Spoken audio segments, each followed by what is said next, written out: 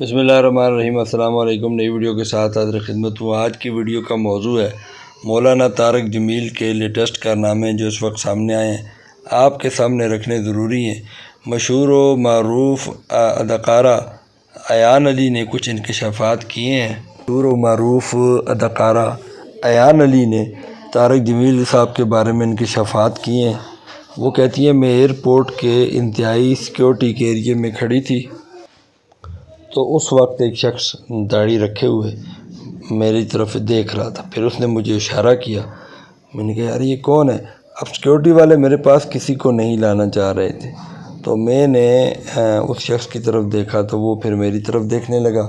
میں نے کہا یار داڑھی والا ہے تو ضرور کوئی بہتر آدمی ہوگا، ایمان والا ہوگا، اچھا شریف آدمی ہوگا۔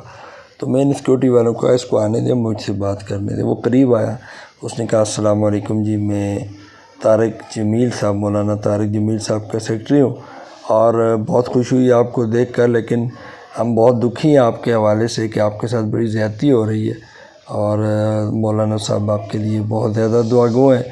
تو اس پر ایان علی کہتی ہے میں نے کہا جی ٹھیک ہے کہ وہ اگر دعاگو ہیں تو بہت اچھی بات ہے، اللہ تعالیٰ ان کو اجر دے، میری طرف سے ان کا شکریہ ادا کر دیجیے گا۔ تو سیکرٹری نے کہا نہیں، شکریہ ادا نہیں کرنا، بلکہ آپ نے خود سے شکریہ ادا کرنا ہے۔ میں نے کہا میں کیسے شکریہ ادا کروں؟ تو انہوں نے کہا میں آپ کی طارق جمیل صاحب سے بات کراتا ہوں۔ تو پھر ان صاحب نے طارق جمیل صاحب سے بات کروائی۔ جب میری طارق جمیل صاحب سے بات ہوئی تو دوسری طرف طارق جمیل صاحب السلام علیکم جی، کیسی ہیں آپ؟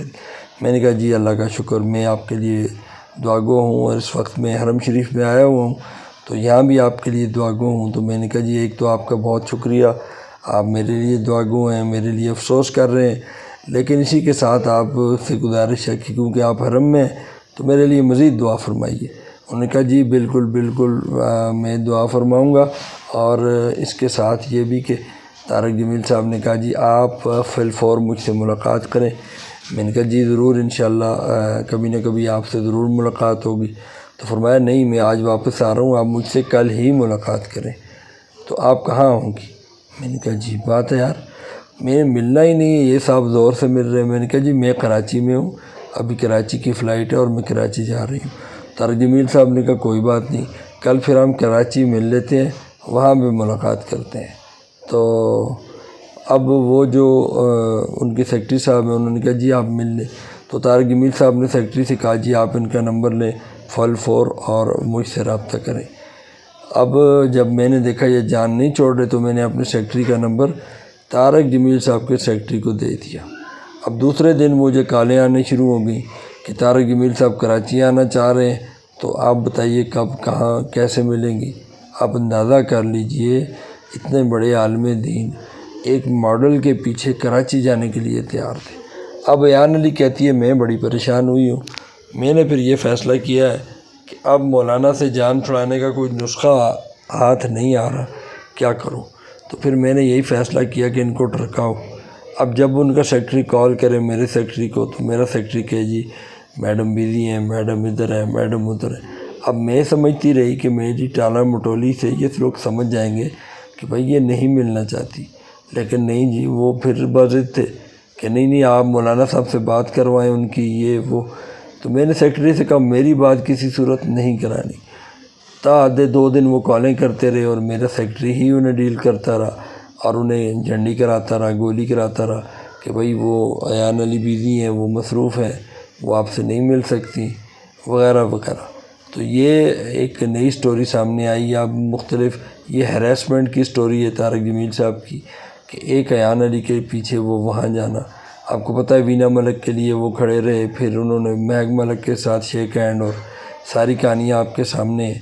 تو طارق جمیل بنیادی ان دنوں کیونکہ فیم تھا ایان علی کا تو انٹری مار کے ملنا چاہ رہے تھے۔ اب حیران کن خبر اس سے آگے ہے، تو وہ کہتی ہیں اگلے دن جب میں نے اخبار کھولی تو میں نے دیکھا ایکسپریس نیوز پر ایک خبر چل رہی ہے، اور اس ایکسپریس نیوز کی خبر یہ تھی کہ ماڈل ایان علی کی طارق جمیل سے رابطہ، ہزاروں قطار فون پہ رونے لگیں، دن رات رونے لگیں اور کہنے لگیں کہ میں اپنے گناہوں پہ بڑی شرمندہ ہوں، تو مجھے آپ اسلام کا درس دیجئے، مجھے آپ اسلام کی طرف تبلیغ کروائیں طارق جمیل صاحب نے انہیں تفصیلی تشفی اور تسلی کروائی، تو اس کے بعد ماڈل آنانی روتی رہیں اور فی الفور طارق جمیل صاحب سے ملاقات کے لیے انہوں نے ٹائم مانگا۔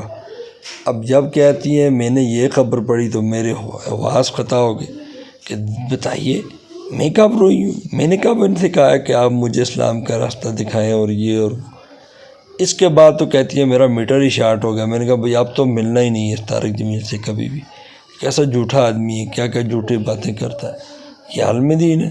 تو اس کے غصے کے بعد پھر وہ کہتی ہیں میں نے ان کی جتنی کالیں آئیں میرے سیکرٹری نے 2 دن اٹینڈ کی اور میں ان سے نہیں ملی۔ یہ تھی بڑے عالم دین، پاکستان کے چوٹی کے عالم طارق جمیل صاحب کی کہانیاں، جو کبھی عمران خان سے اسلام نافذ کروا رہے ہوتے ہیں، جو کبھی ملک ریاض کے بحریہ ٹاؤن میں قبضہ مافیا کے ہاتھوں کروڑوں اربوں روپے کی قابض مسجد پر بیٹھ کر لوگوں کو نیکی کا درس دے رہے ہوتے ہیں۔ جب یہ غریب سے ہاتھ نہیں ملاتے تو پھر لوگ کہتے ہیں یار یہ دیکھیں کیسا شخص ہے، کیونکہ طارق جمیل صاحب کی ایک کوالٹی رہی ہے کہ انہوں نے کیمرے کے علاوہ کبھی تبلیغ نہیں کی ہے۔ آپ کیمرہ آن کریں وہ اپنی تبلیغ شروع کریں گے، اگر کیمرہ آف ہے تو پھر طارق جمیل صاحب کبھی بھی آپ سے نہیں ملیں گے۔ اللہ معاف کرے، ان کا لگژری سٹائل آپ دیکھیں، لیکسس پتہ نہیں کون سے ماڈل کی، مجھے تو پتہ بھی نہیں، میرے بھتیجے نے بتایا پچھلے دنوں وہ یہاں آئے تھے ایبٹ آباد میں، تو پتہ نہیں کون سی لیکسس کا ماڈل گاڑی ہے وہ ان کے پاس تھی، اور سادگی کے درس سنے، اور یہ عمران خان کو کل پرسوں بول ٹی وی انٹرویو میں پھوٹ پھوٹ کے رو رہے تھے کیسے حکومت کو خریدا گیا، کیسے لوگوں کو خریدا گیا۔ اب یہ بھول گئے کہ اللہ کی طرف سے بہتان تراشی کتنا بڑا الزام ہے۔ آپ کے پاس جب ثبوت نہیں، کسی کے جھوٹا ہونے کے لیے اتنا ہی کافی ہے کہ وہ سنی سنائی بات کو آگے پھیلائے، اور اسی طرح طارق جمیل صاحب آپ کے لیے اتنا ہی کافی ہے کہ آپ نے سنی سنائی باتیں آگے پھیلائی ہیں کہ شہباز گورنمنٹ نے ان کے M&As خریدے ہیں وغیرہ وغیرہ۔ ایون اگر خریدے بھی ہیں آپ کے پاس ثبوت نہیں ہے تو پھر یہ تو بہتان ہے، آپ کیسے ثابت کریں گے اللہ کی بارگاہ میں؟ اس لیے اللہ تعالیٰ ہدایت عطا فرمائے۔ جب عالم بگڑتا ہے نا، جب مستری بگڑتا ہے تو مکان خراب بنتا ہے، کوئی بات نہیں، درزی بگڑتا ہے تو آپ کے کپڑے خراب بنتے ہیں، کوئی بات نہیں، لیکن جب عالم اور مولوی بگڑتا ہے نا تو پھر ایمان خراب ہوتا ہے، اور ایمان خراب ہو گیا تو سمجھو سب کچھ خراب ہو گیا۔ یہ حالت ہے ان کی، اللہ تعالیٰ ان سے محفوظ فرمائے۔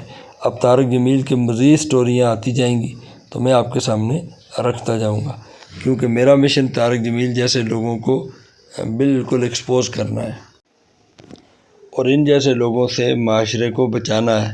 اللہ تعالیٰ خادم حسین رضوی صاحب کا دنیا و آخرت ان کی اللہ نے ویسے بھی آباد کی تھی، اللہ ان کے درجات بلند فرمائے۔ ان کی انٹری سے اس کا جو پیمانہ ہے وہ بالکل زیرو پہلے ہی ہو چکا تھا، اور یہ میں کلی اور دوسری تیسری لڑکیوں کے پیچھے گھومتا رہا، اور خادم حسین رضوی ناموس رسالت کے لیے نکلتا رہا، اور اس سے طارق جمیل کی پاپولیرٹی ویسے بھی کم ہو گئی تھی۔ آپ سب کو پتہ ہے ہر گانے، گلی محلے، مسجد، ہر جگہ طارق جمیل کی آڈیوز ویڈیوز چلتی تھی، لیکن جیسے بابا جی آئے اب تو کوئی شادر نادر ہی اس کی ویڈیو سنتا ہوگا۔ نئی ویڈیو میں پھر ملوں گا، تب تک کے لیے اجازت۔